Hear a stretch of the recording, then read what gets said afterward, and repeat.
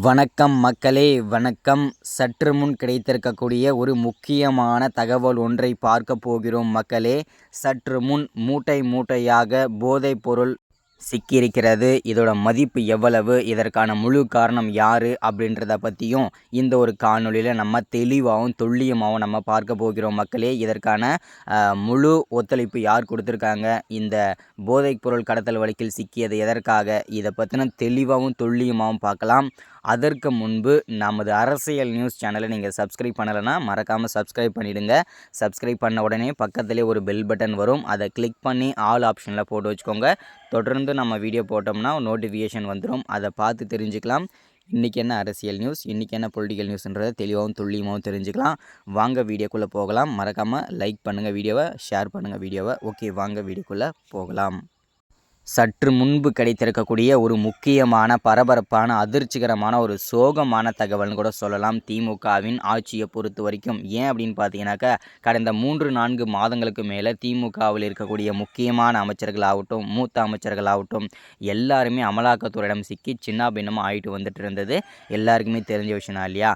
So அந்த வரிசையில் சற்று முன்பு மூட்டை மூட்டையாக போதைப் பொருள் கடத்தல் வழக்கில் உதயநிதி, அதாவது விளையாட்டுத்துறை அமைச்சராக இருக்கும் உதயநிதியின் பண்ணை வீட்டில் மூட்டை மூட்டையாக போதைப் பொருட்கள் சிக்கியிருக்கிறது. இதனுடைய மதிப்பு மட்டும் பல கோடிகள், பல லட்சம் கோடிகள் இருக்கும் அப்படின்றத பற்றியும் தெளிவாக உறுதிப்படுத்தியிருக்காங்க. இதை யார் கைப்பற்றியிருக்காங்க அப்படின்னு பார்த்தீங்கன்னா, அமலாக்கத்துறைக்கு தான் இந்த தகவல், ரகசிய தகவல் கிடைத்திருக்கிறது. இந்த ரகசிய தகவலின் அடிப்படையில் தான் அமலாக்கத்துறை சோதனை மேற்கொண்டிருக்காங்க. சோதனை மேற்கொள்ளும் போது தான் இந்த பல கோடி மதிப்புள்ள போதைப் பொருட்களை சிக்கியிருக்கிறது.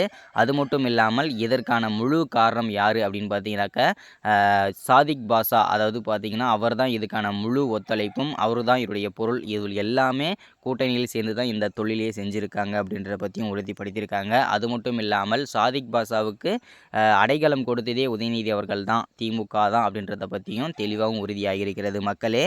ஸோ இது எந்த அளவுக்கு போய் நிற்கும் அப்படின்றது தெரியல. தற்போது சாதிக் பாஷா அவர்கள் தலைமறைவாகத்தான் இருக்கிறார், அதில் எந்த விதமான சந்தேகமும் கிடையாது. தனிப்படை குழு அமைத்து சாதிக் பாஷா அவர்களை தீவிரமாக தேடி வருகின்றார்கள். போலீஸும் சரி, அதேமாதிரி அமலாக்கத்துறையும் சரி, அவங்க சார்பிலும் தீவிரமாக தேடிக்கொண்டு வந்துட்டுருக்காங்க. அது மட்டும் இல்லாமல் இதனால் இந்த தகவல் கேட்டறிந்த உதயநிதி அவர்களும் பெரும் சோகத்தில் இருக்கிறார். ஏன்னா அவர் தான் அடைக்கலம் கொடுத்ததே இல்லையா.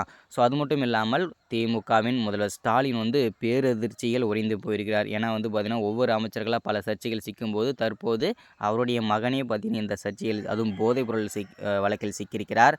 இது பெரும் பரபரப்பை ஏற்படுத்தியிருக்கிறது. பொறுத்திருந்து பார்க்கலாம். அடுத்த வீடியோவில் மீண்டும் அப்டேட் கொடுத்துட்டே இருக்கேன். சப்ஸ்கிரைப், லைக், ஷேர் பண்ணுங்கள். தேங்க்யூ.